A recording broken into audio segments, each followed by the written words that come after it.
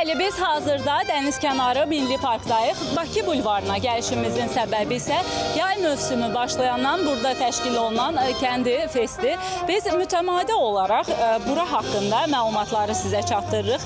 Hər dəfə həm milli, həm Avropa təyamlarının olduğu köşklər haqqında danışırıq. Bu dəfə isə gəldik uşaqlar üçün necə bir proqram hazırlanıb, o barədə məlumat verək. Çünki burada balacaların əyləncəsinə hesablanan fərqli uşaq oyunları və uşaq stendləri də mövcuddur. Elə oyun oynayan bir uşaqlardan fikirlərini soruşaq. Gözəlim, səncə necədir bura? Festivalı bəyənirsən? Rənglidir və gözəldir.